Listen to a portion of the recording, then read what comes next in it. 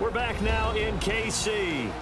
It's been a very hotly contested game to this point. Just a field goal separating these two teams as we get set for the fourth quarter. We saw a number of good games earlier today. This one might top all of those. It's been a dandy as we come up on 1st and 10. And, Charles, this infraction is going to be against the offense. False start. Sometimes you have to get up to the line of scrimmage, make sure your team is set before you begin your cadence. Here we go on 1st and 15.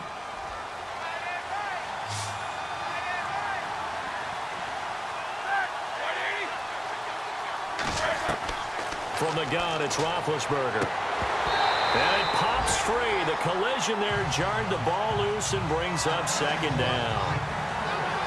You get a tight end like this, and you know he's used to dishing out punishment, but here, he's one that has to absorb the contact, and as a result, unable to hold on to the football.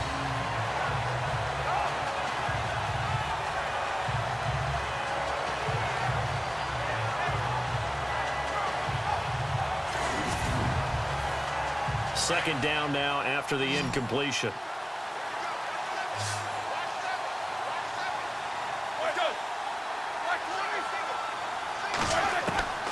Here's Roethlisberger to throw.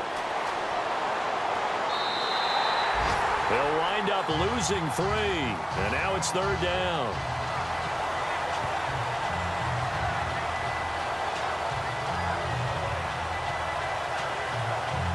The Steelers on 3rd down. They've been good, 3 for 4 thus far. This will be a tough 3rd and 18. Now Roethlisberger. And that is incomplete. Well, they're slinging it, and then there's one you got to put a timer on, huh? I mean, that one came in hot. That came in hot, but overthrown out of his reach and incomplete.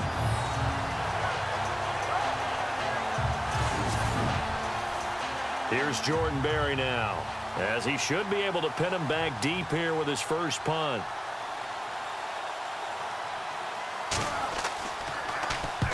He'll send this one into the Midwestern air, and it's a good one.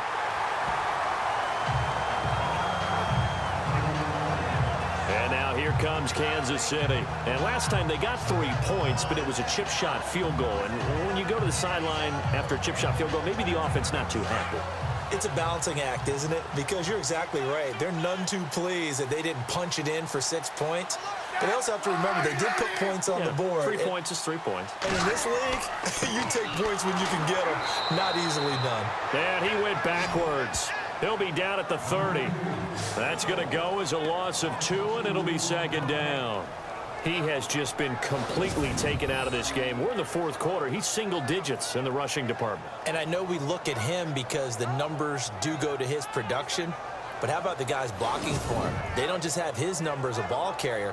They've got the number of the offensive line and the other guys because they're getting to him before he can get started.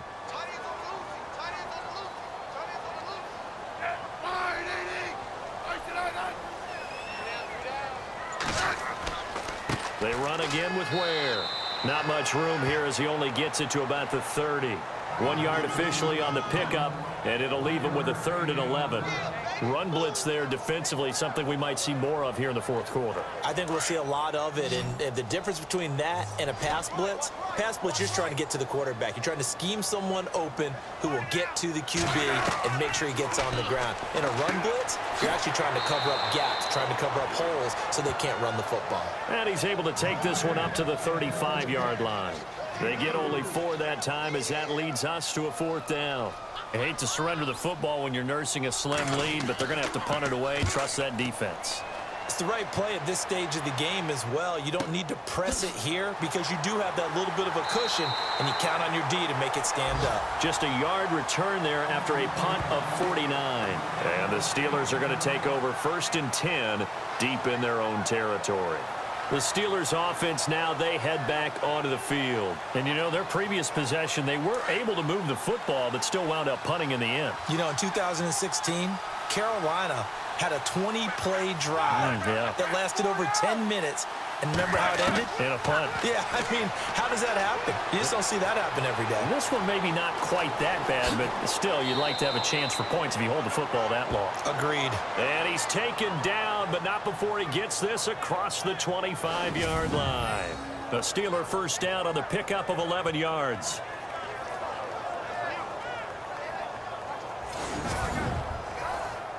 So here we go, 1st and 10 now.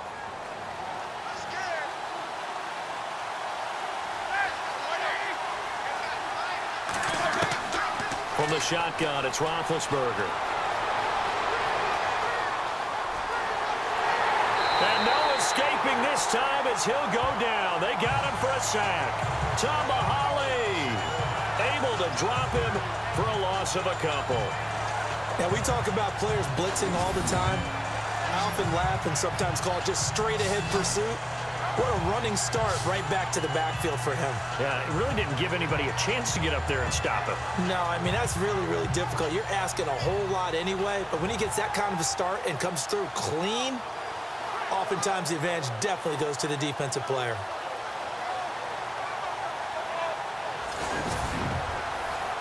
So this offense really needs to make something happen here late in the 4th with the football. On 2nd down, here's Roethlisberger. And he will bring it back. It's a pick-6 and a KC touchdown. Now remember, this is the #1 defense in the National Football League. There's a good example of why. Shows that they set an aggressive tone, not just stopping the run, not just getting after the quarterback, but the ball's in the air. They treat it like they're the receivers, and they went after that one and took it all the way. Cairo Santos on to try the extra point.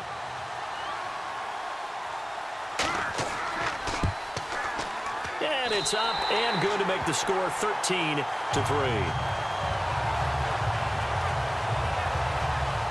A heck of a play there defensively, getting the interception, navigating his way into the end zone for the touchdown.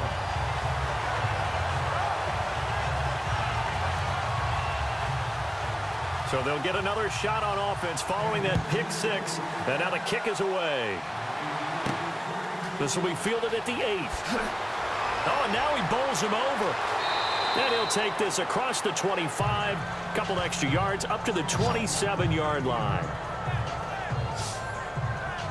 And Pittsburgh getting set to take the field.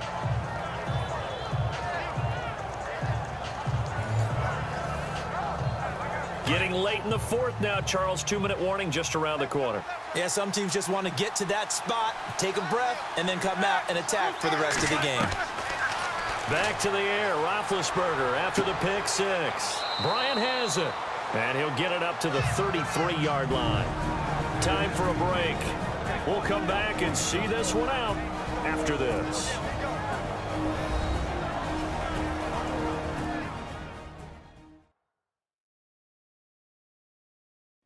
So the Steelers with the football as we get you reset. And let's see what they've come up with offensively after having time to talk it over.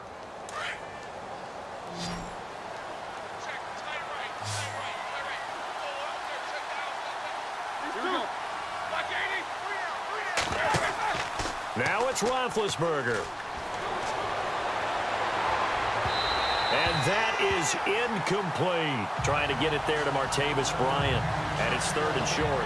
Trying to go for the big one there on 2nd down. Now they're likely down to their final 2 plays. And you know they've got to keep going for the big shot, right? So defensively, you play what they call top down. Nothing behind you. Make everything get completed in front. And the Steelers on 3rd down. They've converted 3 out of 5 thus far. This time it's 3rd and 3. Roethlisberger. And they can't get the long connection as it falls incomplete.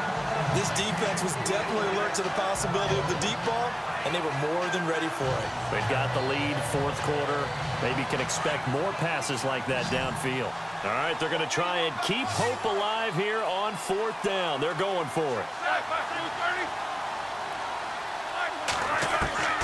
Got to try it here. He's back to throw. And James has it. And he's got the first down yardage before he's brought down at the 42. First down now, but that clock rolling. Throwing now is Roethlisberger. His throw incomplete. He was looking for Eli Rogers that time. And that'll bring up second down. Let's face it, you can run the route tree as many times as you want, get in sync, practice it, do all those things. But once you get to game speed, it doesn't always time up quite that well. That one goes incomplete. He was looking for his big tight end there, Jesse James. And now it's third down. Close there. He caught it, just wasn't able to stay in bounds. And that's where the sideline was used as a 12th defender. And this is intercepted, and that should do it. Picked off by the free safety, Eric Berry.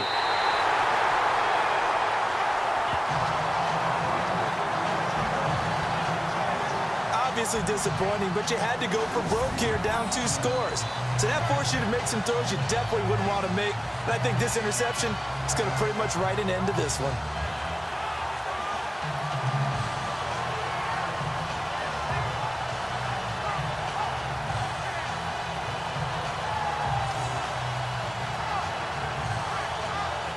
And now here comes Kansas City. Getting down to the end here, they have a 2-score lead. Barely, but it's a 2-score lead, so that probably makes you as a coach feel a lot more comfortable right now, doesn't it, Charles? It does, but it doesn't mean now you go out and run option or some kind of a wild double reverse or anything like that. But you do know that if anything does go haywire, you're still in control of this game. I want a double reverse, don't you?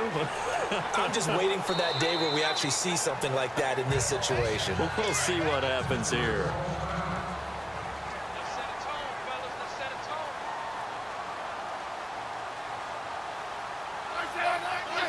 And they take a knee. The Chiefs on third down. 2 for 5 to this point. This is 3rd and 9. Down to a knee. Here goes Smith, and that should all but do it. So on 4th down, out trots the kicker in a big spot here.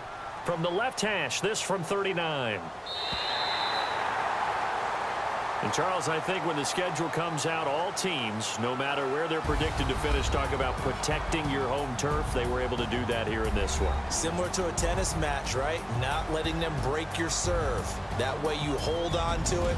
They got it done, and they feel very good about that victory. So for Kansas City, their good start continues as they get their record up to 4-2. They will hit the road next week for a date with the Oakland Raiders. Meanwhile, for Pittsburgh, the loss will drop them to 4-2 on the year. And they'll be back home next week as they're set to take on the Cincinnati Bengals. So that's a wrap. For Charles Davis, I'm Brandon Gunn. And this has been a presentation of the NFL on EA Sports. For more, check us out at easports.com. The Chiefs victorious here as we say so long from Arrowhead.